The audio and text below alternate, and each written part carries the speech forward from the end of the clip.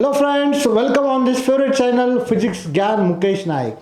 Friends, 12वीं का poetry section हमने स्टार्ट करने जा रहे हैं। यहाँ पे आपको पोएट्री के टोटल 5 वीडियो मिलेंगे, जिसमें आपको सबसे पहले मिलेगा आइस ब्रेकर, उसके बाद में मिलेगा पोएम का लाइन टू लाइन एक्सप्लेनेशन, जो भी पैराफ्रेज होता है स्टैंजा का लाइन टू लाइन एक्सप्लेनेशन मिलेगा। उसके बाद में एप्रिसिएशन मिलेगा, पोएटिक डिवाइसेज जिसमें हम figures of speech, rhyming scheme and rhyming words के बारे में या स्कीम के बारे में देखने वाले। लास्ट में मिलेगा टेक्स्ट बुक में जो भी ब्रेन स्ट्रॉमिंग दिया है उसके बारे में, यानी कि क्वेश्चन एंड आंसर के बारे में हम डिस्कस करेंगे। तो चलो स्टार्ट करते हैं ये सेशन। आज हम देखने वाले फर्स्ट जो पोएम है that is song of open road. Friends, आपने बहुत सारे सॉन्ग तो सुने होंगे, लेकिन ये जो सॉन्ग है ये ओपन रोड का सॉन्ग है। अब आप कहेंगे कि sir open road, close road, ये क्या बात है? तो फ्रेंड्स, यहाँ पे ये होल पोएम जो है ये थोड़ा सा मेटाफरिकल यूज़ किया गया है। मेटाफर नाम की एक फिगर ऑफ स्पीच है, वो यहाँ पे यूज़ की है। तो चलो स्टार्ट करते हैं ice breaker of the first poem. Friends, अगर आपने टेक्स्ट बुक को अच्छे से अगर देखा तो बहुत ही बढ़िया डिज़ाइन किया है। अब सबसे पहले दिया है आइस ब्रेक। और फ्रेंड्स, आपको बता दूं आइस ब्रेक का मतलब क्या होता है। बहुत सारे स्टूडेंट को ये पता ही नहीं होता है कि आइस ब्रेक क्या नाम दिया है करके। आइस मतलब बर्फ, ब्रेक करना मतलब तोड़ना उसे। फ्रेंड्स, आइस ब्रेक ये एक फ्रेज है इंग्लिश में जिसका मतलब होता है टू स्टार्ट टू डिस्कस, यानी कि डिस्कस करना शुरू करने। यहाँ पे देखिए, जब भी हम पोएम स्टार्ट करते हैं, लेसन स्टार्ट करते हैं, तो हमारा जो डिस्कशन है, कॉन्वर्सेशन है, वो स्टार्ट होने के लिए कुछ तो भी मटेरियल होना जो रिलेटेड है गिवन टॉपिक से। वो हिसाब से यहाँ पे आइस ब्रेकर ये सेक्शन दिया गया है। अब आप कहेंगे कि सर ये सेक्शन का हमें क्या फ़ायदा होगा? तो फ्रेंड्स, याद रखिएगा आइस ब्रेकर ये जो सेक्शन है ये हमें क्वेश्चन पेपर में एक क्वेश्चन पूछा जाता है पर्सनल रिस्पॉन्स का। और बहुत सारे स्टूडेंट्स परेशान हो जाते हैं कि यार ये पर्सनल रिस्पॉन्स का आंसर कैसे लिखना है। तो भैया याद रखो, ice breaker help us to write our own opinion. यहाँ पे जितने भी क्वेश्चन दिए जाते हैं ये नॉलेज बेस्ड नहीं होते, it is our own opinion. ये हमारा खुद का ओपिनियन होता है and this opinion vary person to person, यानी कि हर एक का अलग अलग एंगल होगा, सोचने का अलग व्यू होगा। इसका मतलब यहाँ पे अगर हम कोशिश करते हैं ये रिस्पॉन्स देने की, तो डेफिनेटली पर्सनल रिस्पॉन्स के आंसर लिखते समय भी हमें बहुत सारी हेल्प होगी। तो चलो स्टार्ट करते हैं ice breaker of the first poem song of open road which is written by Walt Whitman. तो चलो स्टार्ट करते हैं आइस ब्रेकर। यहाँ पे देखिए, सबसे पहला क्वेश्चन आपको दिया था कि choose the mode of travel that you would like the most for a journey. अब यहाँ पे 4 ऑप्शन भी दिए हैं। अब किसी को कौन सा ऑप्शन अच्छा लगेगा? कोई कहेगा कि I like Airways, time saving है एयरवेज में, लेकिन उसका ड्रॉबैक भी है, पैसा ज़्यादा लगता है, रिस्क ज़्यादा होती है, ठीक है ना। कंफर्टेबल जर्नी होती है, कुछ उसके मेरिट्स भी है, कंफर्टेबल जर्नी वैसे। उसके बाद में किसी को लगेगा वाटरवेज। वाटरवेज जो है तो टाइम कंज्यूमिंग है, बहुत टाइम लगता है, चीपेस्ट है लेकिन बहुत टाइम कंज्यूमिंग है, कई महीने लग जाते हैं एक पॉइंट से दूसरे। जो सेकेंड, हर जगह you can not reach by waterways at each and every place, हर जगह नहीं जा सकते आप। रेलवेज की कुछ डिमेरिट्स है कुछ, यानी कि हर एक का व्यू अलग अलग होगा। Someone says that I prefer railways, someone says that waterways या फिर रोडवेज, ठीक है ना। तो जो भी आपका ओपिनियन होगा वो आपको प्रेफर करना है एंड कुछ रीजन देना है why you choose that particular transportation.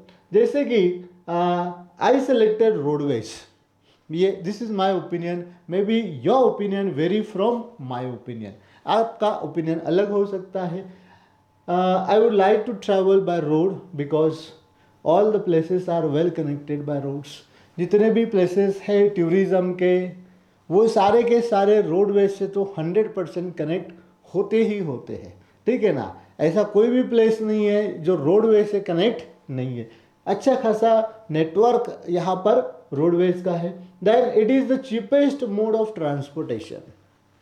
अगर आप एरोप्लेन एयरवेज का देखेंगे या फिर ये भी तो चीपेस्ट ही है, लेकिन इसके ड्रॉबैक्स है, इसके भी ड्रॉबैक्स है, ऐसा कोई नहीं है कि जिसके ड्रॉबैक नहीं है, ठीक है ना। अगर हम रूरल एरिया में जाते हैं तो road condition is very aesthetic, तो वहाँ पे बहुत तकलीफ होती है ट्रैवलिंग में, दिल करता है कि यार यहाँ नहीं आते तो अच्छा होता था, ठीक है ना।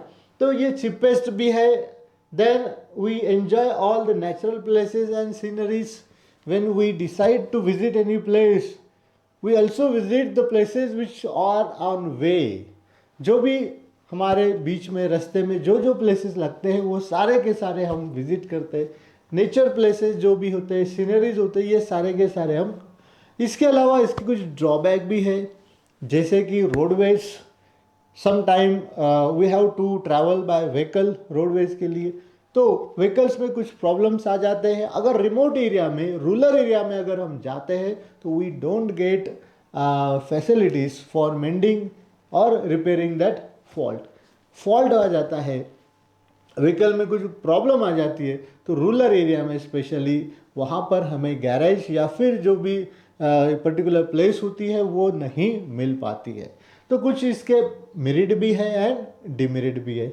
अब इससे रिलेटेड हमें पर्सनल का क्वेश्चन आ सकता है, तो we can write answer of this questions easily. Second, वहाँ पे एक क्वेश्चन दिया है कि discuss with your partner the preparation you would like to make for the journey you choose. अब देखिए, whenever we go for picnic or any tourist place, we have to prepare so that we will have very comfortable journey and we don't face any type of problems.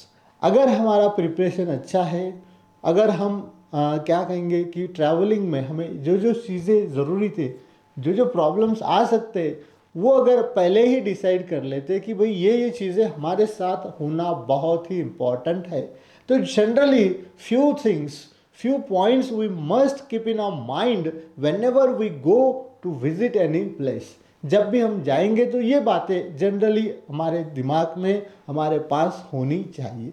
तो क्या क्या choose करेंगे हम? So first I should take food, वो तो ज़रूरी है, ठीक है ना।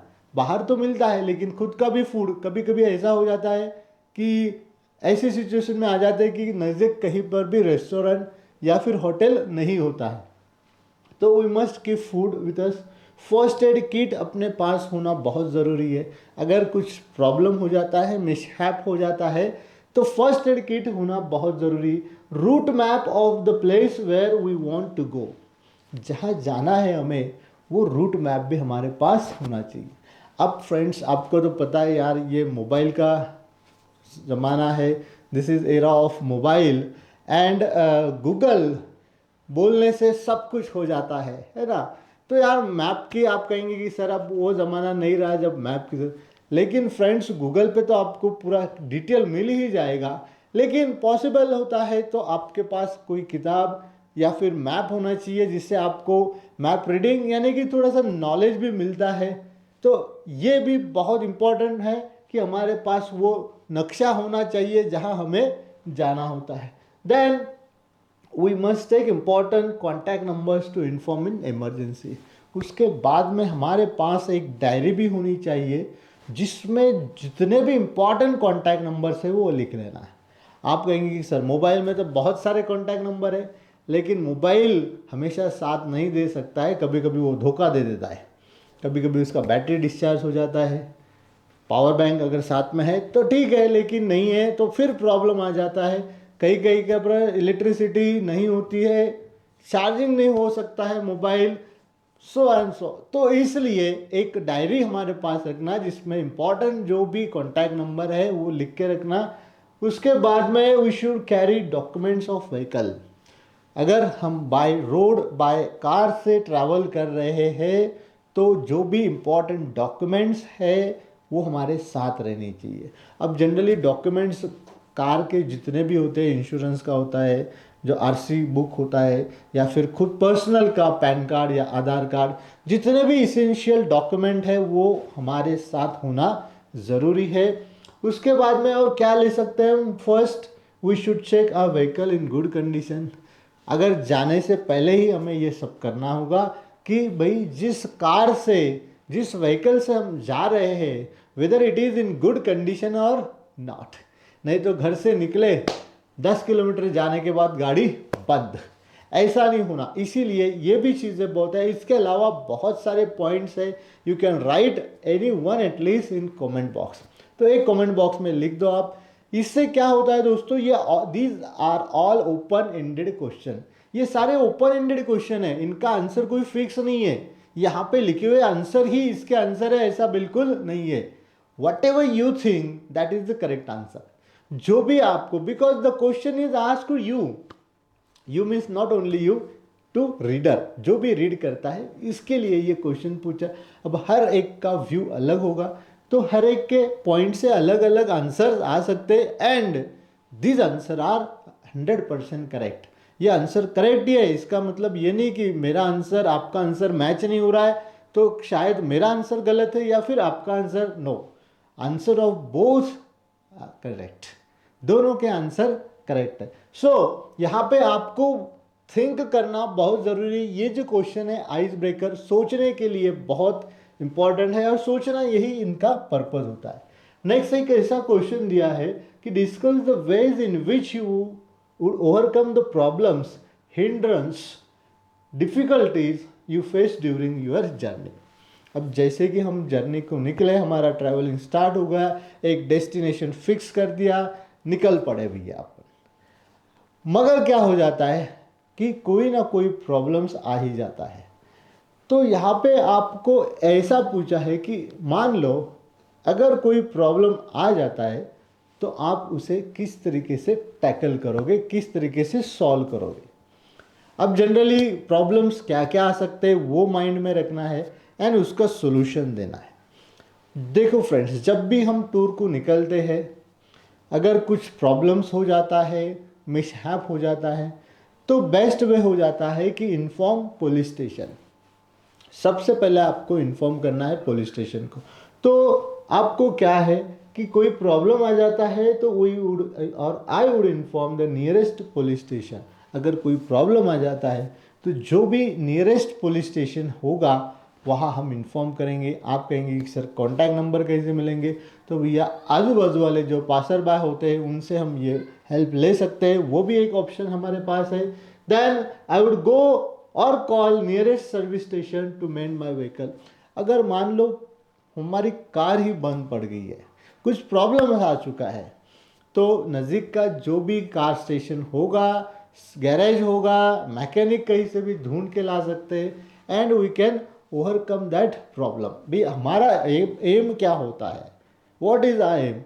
To solve the problem and proceed, go ahead. वहाँ नहीं रुकना है हमें, तो हमारा डेस्टिनेशन पे जाना है। तो जो भी प्रॉब्लम आ जाता है कि anyhow we have to solve this problem by hook और बाय क्रुक एंड प्रोसीड। तो ये इंपॉर्टेंट है यहाँ पे। उसके बाद में I would inform my family about the problem. अगर प्रॉब्लम समझो मैकेनिक से रिलेटेड नहीं है, कोई मिसहैप नहीं है, अलग ही प्रॉब्लम आ रहा है, तुम्हारा फिजिकल फिटनेस से रिलेटेड हो, तो हम क्या कर सकते हैं, हमारे फैमिली को इन्फॉर्म कर सकते हैं। Also we can get any help. Then I would take help of any passer by, या फिर कोई पासर बाय मीन्स जो राह चलते हैं रास्ते से, उनसे भी हम हेल्प ले सकते हैं। अगर किसी प्लेस के बारे में हमें पूछना है, कभी कभी गूगल मैप पे भी सही डायरेक्शन नहीं मिल पाता है, एग्जैक्ट डेस्टिनेशन पे हम नहीं पहुंचते हैं, तो we have to take help of the native और द पासर बाय। तो इस टाइप से हम जो भी प्रॉब्लम्स हमारी क्रिएट हो सकती है उसे हम सॉल्व कर सकते हैं। तो आप भी सोचना है, इसके अलावा भी प्रॉब्लम्स क्रिएट हो सकते हैं, उनका भी सोल्यूशन आपके पास हो सकता है। तो फ्रेंड्स, नेक्स्ट क्वेश्चन है हमारा कि during every journey we have to observe certain rules, discuss your idea of the journey without any restriction. अब देखिए, जर्नी का डेस्टिनेशन फाइनल कर दिया, निकल पड़े, एक एक कोई तो भी रोडवे हमने डिसाइड कर लिया है, ये जानते हुए कि ऐसे ऐसे प्रॉब्लम अगर आते हैं तो ये सोल्यूशन हम करेंगे। लेकिन चलो मान लेते हैं कि भाई प्रॉब्लम्स नहीं आना चाहिए, है कि नहीं, ये भी हमारे हाथ में, थोड़ा 50% सामने वाले के हाथ में, लेकिन 50% तो हम हमारे कंट्रोल में है कि भाई अगर हम ये कुछ चीज़ें फॉलो करते हैं तो डेफिनेटली प्रॉब्लम्स नहीं आ सकते हैं।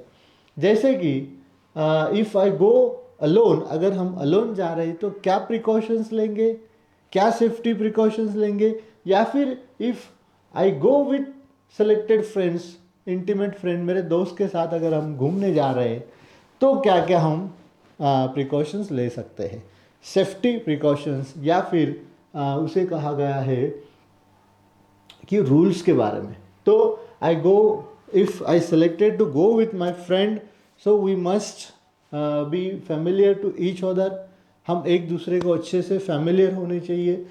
नया फ्रेंड है उसके साथ घूमना, इट इज़ क्वाइट रिस्की, लेकिन those who are very intimate friends, best friends, so we go with them, तो हम उनके साथ जाते हैं।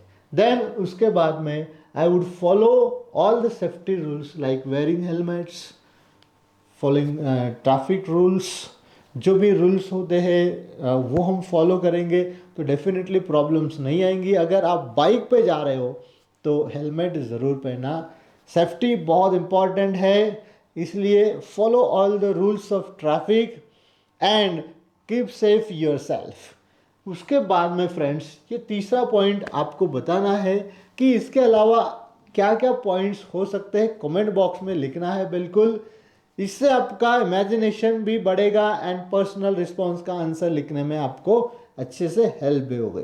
तो चलो फ्रेंड्स, अगले वीडियो में मिलेंगे जिसमें हम पढ़ेंगे सॉन्ग ऑफ ओपन रोड का लाइन टू लाइन एक्सप्लेनेशन।